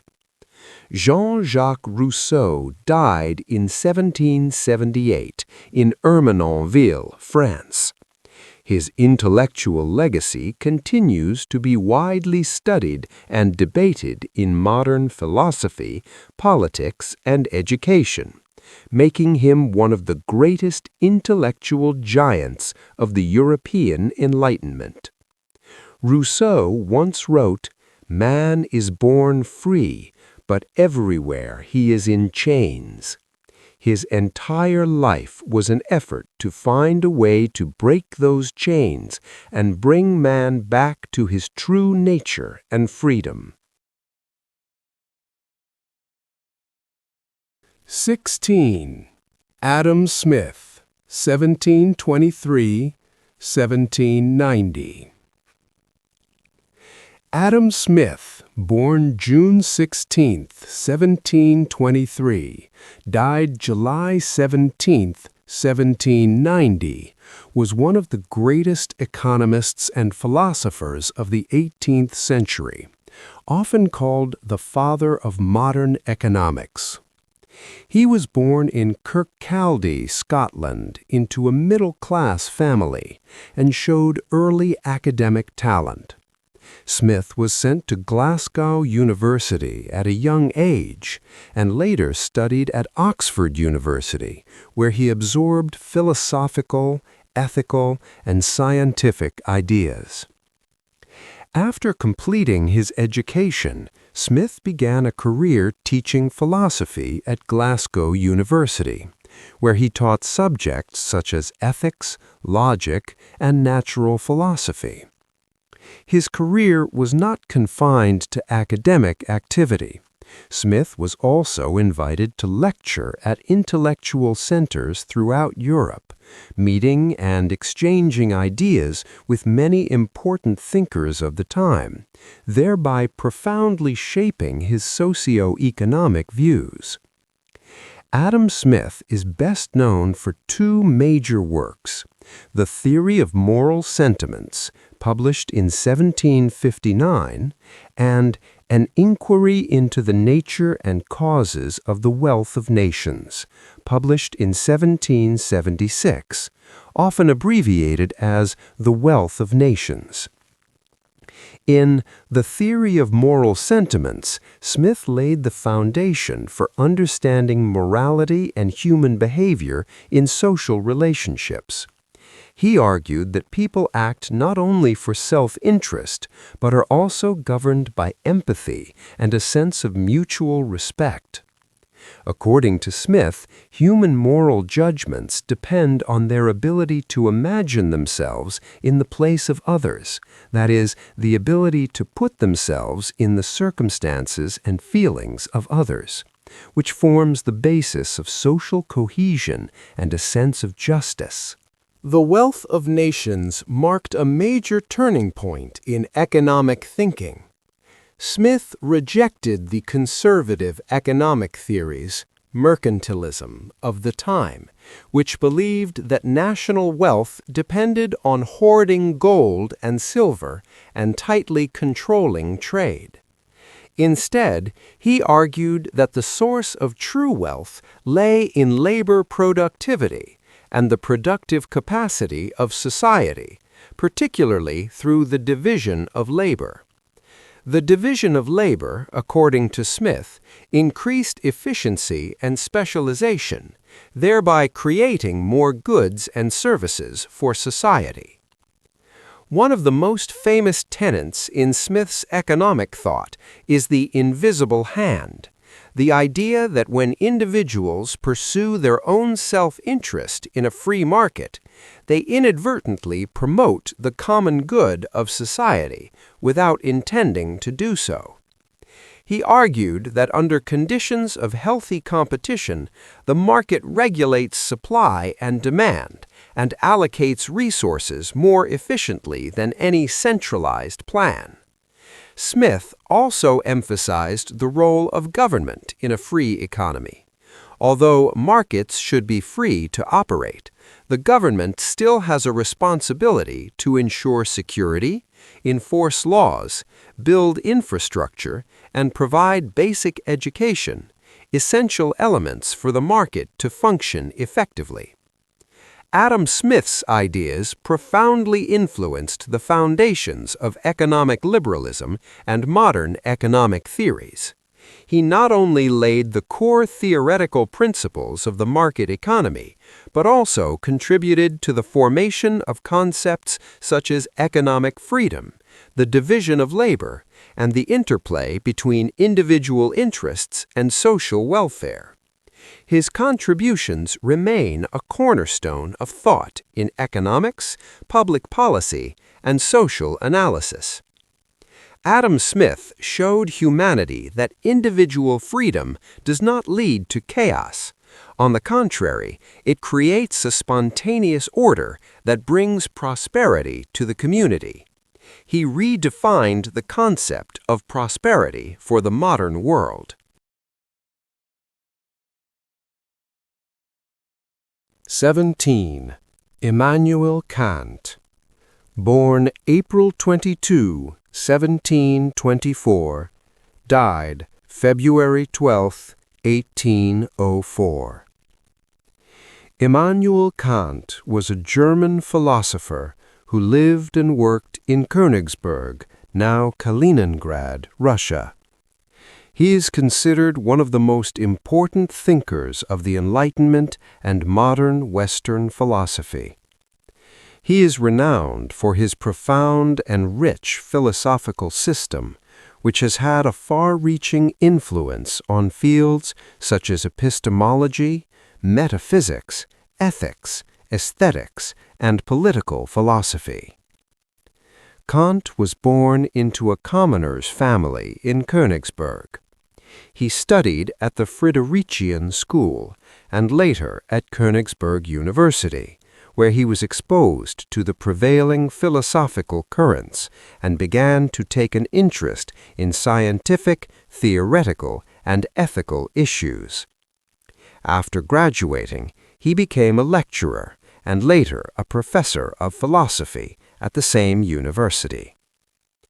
This philosopher is best known for his doctrine of transcendental idealism, the idea that space and time are not objective attributes of the independent, once-in-a-lifetime world, but rather intuitive forms that the human mind uses to structure all experience.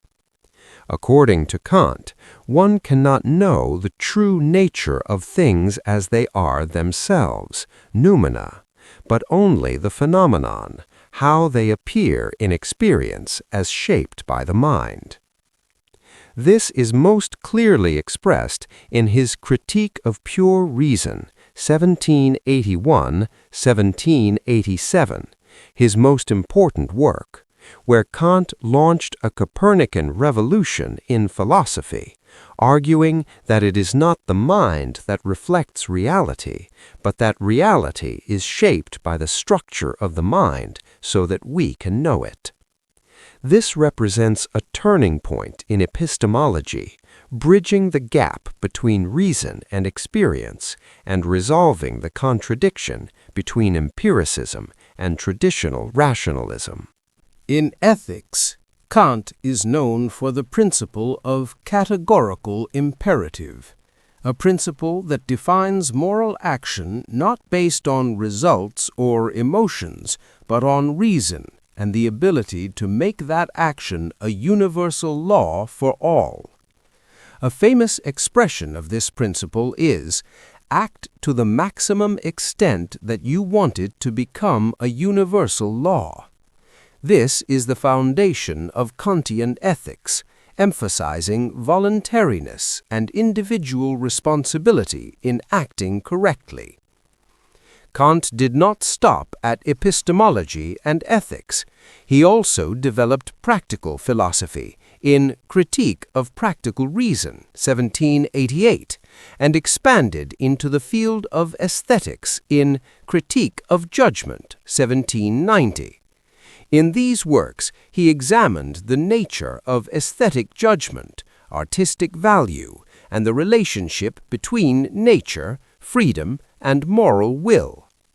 Beyond philosophy, Kant also wrote on topics such as global history, lasting peace, and international law, proposing the idea of a rational world order where states cooperate based on universal principles of justice instead of war and unilateral power.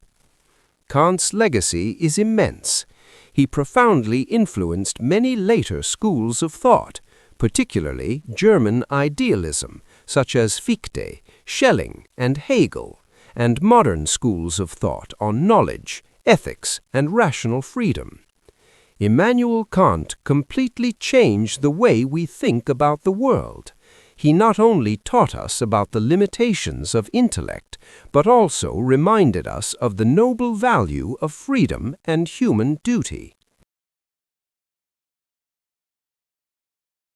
18.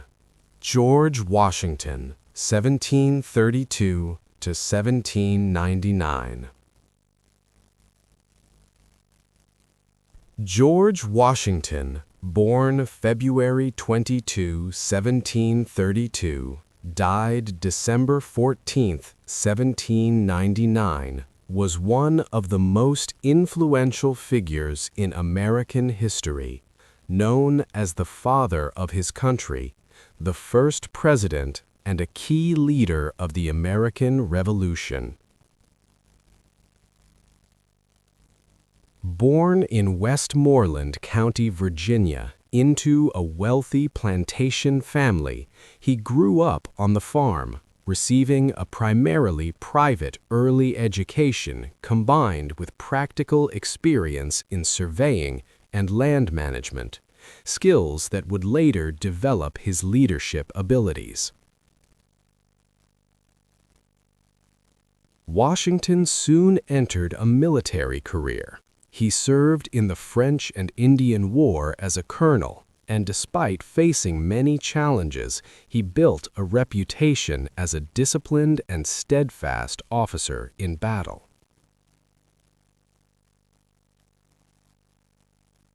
These experiences helped him stand out when the British colonies in North America began to resist British control in the 1770s.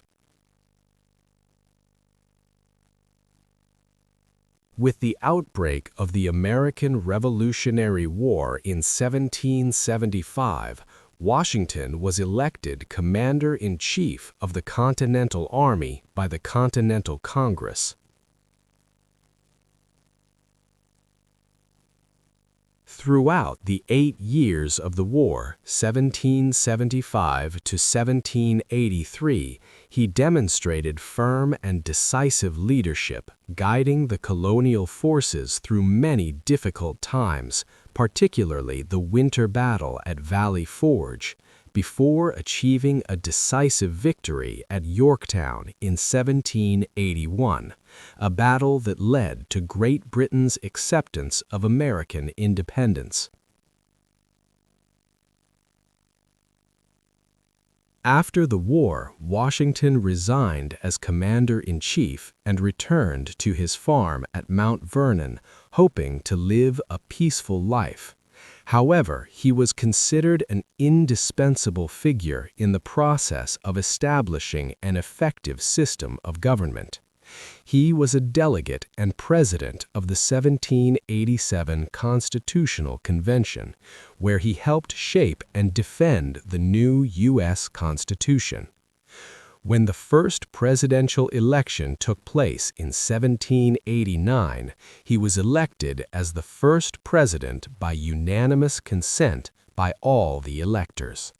During his first presidential term, 1789 to 1793, Washington faced the challenge of building a new government based on the principles of central and state power, balancing the emerging political factions. He selected talented individuals to form his cabinet, laying the foundation for the functioning of the federal government. Washington also shaped the status of the president, including the title Mr. President and early diplomatic protocols befitting a republic rather than a monarchy. In his second term, 1793 to 1797, the president who had led the North American wartime continent continued his policy of neutrality in European conflicts, particularly between Britain and France, in order to protect the newly emerging interests of the young nation. He also used federal troops to quell the Whiskey Rebellion, an internal crisis, demonstrating federal power in maintaining law and order. Washington voluntarily declined a third term and left the White House in 1797, a decision that set a crucial precedent for the tradition of peaceful transfer of power between presidents that followed. In his farewell address, he reminded the American people of the dangers of partisan divisions and complex international relations. He died at the end of 1799 at Mount Vernon, leaving behind a legacy of laying the foundation of the Revolutionary Army, the federal Constitution, and the presidency within a democratic system. Washington is seen as a symbol of determination, liberal ideals, and leadership in the founding age. George Washington is a symbol of sacrificing personal interests for the common good of the nation. He skillfully steered the ship of America through its early storms to become a unified and independent entity. 19. Thomas Jefferson, 1743 to 1826. Thomas Jefferson, born April 13, 1743, died July 4, 1826, was one of the most important figures in American history, notable for his role as the principal author of the Declaration of Independence, the third President of the United States, and one of the founding fathers who profoundly influenced the political and philosophical foundations of America. He was a symbol of republicanism and individual liberty in the early American era. Born in Shadwell, Virginia, into a landowning family, Jefferson received a careful education from a young age and developed an early interest in law, philosophy, and nature. Jefferson began his political career when he was elected to the Virginia legislature before the American Revolution, and he emerged as a strong advocate for the autonomy of the colonies from British control. As the independence movement surged, he was appointed by the Continental Congress to the committee that drafted the Declaration of Independence in 1776, and his draft highlighted the spirit of individual liberty, equality before the law, and the pursuit of happiness, values that became the foundation of the American spirit. Throughout the Revolution, Jefferson played an active role in the Virginia government and later continued his national career, being appointed the first Secretary of State under George Washington, 1789 to 1794, and then the second Vice President under John Adams, 1797 to 1801. Jefferson was elected the third President of the United States, and at his first inauguration on March 4, 1801, he marked a peaceful and democratic transfer of power, a crucial precedent in the new republic. He was re-elected and served until 1809, implementing many policies and decisions that had a lasting impact. Most notably, the Louisiana Purchase in 1803, a massive acquisition of land from France for $15 million, doubled the United States territory, opening up opportunities for westward orientation and national development. During his presidency, Jefferson also faced numerous challenges. He promoted neutrality in European conflicts, ended some foreign military operations, such as the Barbary War, and reformed economic policies, such as abolishing the whiskey tax. However, some decisions, such as the Embargo Act, aimed at curbing trade with major powers, caused economic difficulties and domestic controversy. Beyond his political activities, Jefferson was also a scholar, architect, and agronomist. He designed Monticello, his famous estate, and founded the University of Virginia, where he laid the foundation for liberal academic higher education. He was interested in many fields, from agriculture to science, art, and small inventions, contributing to the cultural and intellectual diversity of the nation. While admired for his liberal ideals and his role as a founding father, Jefferson was a complex figure. He owned many slaves, which contradicted the declarations of human equality he wrote. This has led to critical assessments in modern scholarship regarding the discrepancy between his ideas and the reality of his life.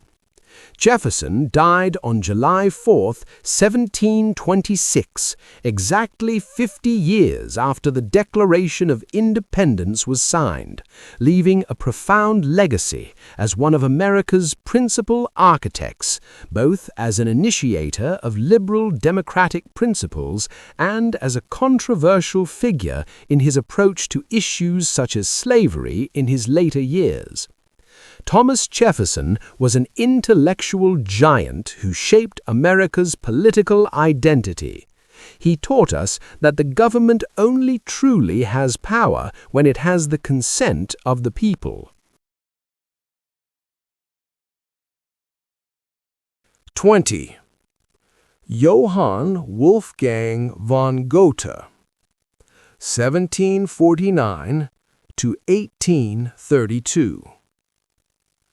Johann Wolfgang von Goethe, born August 28, 1749, died March 22, 1832, was one of the most influential writers, poets, philosophers, and scientists in European cultural history, a leading figure of the German Romantic movement, and considered one of the founders of modern Western literature.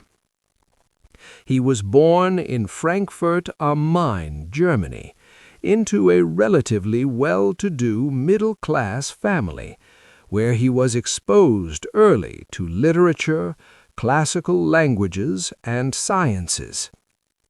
Goethe received a formal education, going on to study law at Leipzig University and Strasbourg University, but his passion for writing always went in hand with his studies. In Strasbourg, he was deeply exposed to Enlightenment thought and French philosophy, and began to experiment with poetry and drama, laying the foundation for his later literary career. Goethe's most important work is Faust, a profound poetic tragedy reflecting the internal conflict between the desire for knowledge and human limitations, between worldly desires and metaphysical aspirations. Faust is not only a symbol of German literature, but also one of the most profound literary works of Western civilization, where Goethe explores philosophical, ethical, and artistic issues in a way that synthesizes romantic emotion and reason. Besides Faust, Goethe also wrote numerous poems, novels, plays, and essays. Die Leiden des jungen Werthers, The Sorrows of Young Werther, 1774, is one of his most outstanding novels, and a testament to sentimentalism, making Goethe a literary phenomenon in Europe at the time. The work strongly inspired young people and was even considered the catalyst for the young class love movement at the end of the 18th century, reflecting the depth of human emotion and the yearning for freedom. Goethe was not only a writer, but also a scholar and researcher. He was interested in many fields, such as tides, geology, botany, and especially optics. His work on color, theory of colors, is one of his most important contributions, demonstrating his ability to combine artistic intuition with scientific reasoning. Goethe rejected some of Newton's views on light and color, proposing an understanding of color that was more related to visual experience and subjective perception, a move that sparked extensive debate in science and aesthetics. In his letters, diaries, and essays, Goethe demonstrated a profound understanding of humanity, culture, and society, emphasizing the value of individual freedom, harmony with nature, and rich life experiences. He was a comrade in arms and sometimes intellectual rival of many prominent figures of his time, such as Friedrich Schiller, a collaborative relationship that helped shape classical German literature. Goethe spent much of his later life in Weimar, where he served as an official in charge of culture, education, and the arts for the Principality of Saxe-Weimar. There, he continued to write, teach, and promote cultural activities, creating a vibrant intellectual environment, and Weimar gradually became a creative center of literature and art of the era. Goethe died on March 22, 1832, leaving behind a vast legacy encompassing many fields of art and scholarship. He is considered a writer who shaped modern thinking about self, freedom, emotion, and art, and a bridge between the Enlightenment and Romanticism in the history of European thought. His name continues to be studied, translated, and cherished throughout the world, becoming a cultural icon that transcends the boundaries of time and language. Goethe is the ideal model of a well-rounded individual. He demonstrated that reason and emotion, science and art are not contradictory, but complement each other to create a great intellect.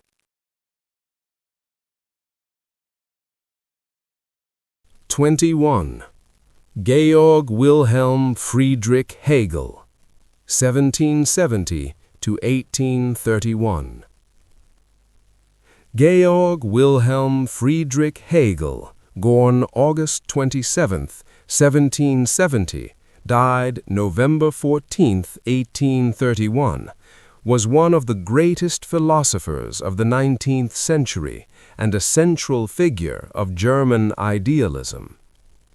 Born in Stuttgart, Germany, he became one of the architects of a philosophical system that profoundly influenced modern philosophy, the history of thought, politics, law, religion, and art. Hegel grew up during the transitional period between the Enlightenment and the French Revolution, and his intellectual life was strongly influenced by earlier thinkers such as Immanuel Kant, Johann Gottlieb Fichte, and Friedrich Schelling. He studied in Tübingen alongside later famous friends such as Hölderlin and Schelling before embarking on a career in teaching and writing. A distinctive feature of Hegel's philosophy is its synthetic and dialectical system of thought. He developed a profound understanding of history, knowledge, and reality through the dialectical method, according to which every process, concept, or event does not stand alone, but is always in motion and developing through contradiction and reconciliation. This approach is often expressed through the dialectical model, thesis, antithesis, synthesis. That is, from an initial argument, thesis, a contradiction emerges, antithesis, leading to a new, higher, and richer level of synthesis, expressing the self-transforming capacity of reality and thought. In Phenomenology of Spirit, 1807, Hegel explores how the spirit, or human consciousness, gradually develops from simple forms to the highest level of awareness. Hegel himself considered this work a ladder to total philosophy, in which the process of cognition and self-cognition is described as a dialectical journey. One of Hegel's most important contributions was the construction of a comprehensive philosophical system, which he presented in Encyclopedia of the Philosophical Sciences. This was an attempt to establish a unified theoretical framework for logic, nature, and spirit, transforming philosophy into a self-contained system, reflecting the totality of reality. Hegel also had a profound influence in various other fields. Philosophy of history. He viewed history as a process of the evolution of freedom and spirit, in which societies, institutions, and cultures interact to form new understandings of freedom and self-consciousness. Philosophy of law and politics. In Philosophy of Right, Hegel explains the relationship between the individual and the state, emphasizing that individual freedom can only be realized through a legitimate and moral state, not merely through individual commitments. Philosophy of art, religion, and ethics. According to Hegel, art, religion, and philosophy are different forms of expression of the spirit, each reflecting the effort of consciousness to understand and express truth. The complexity, systematicity, and depth of Hegel's philosophy have made him both revered and intensely controversial. His ideas have inspired many later schools of thought, such as Marxism, phenomenology, the French New School, and even modern analysts. At the same time, many critics have also criticized his abstract and often inaccessible presentation. Hegel's legacy lies not only in his specific works, but also in his transformation of how people perceive history, think, and the dynamics of society, making philosophy no longer merely a conceptual analysis, but a holistic exploration of the self-awareness of the spirit within history and culture. Hegel is a difficult philosopher to read, but one that cannot be ignored. He taught us to see the world as a constantly changing process, where contradiction is not a deadlock, but a driving force for development.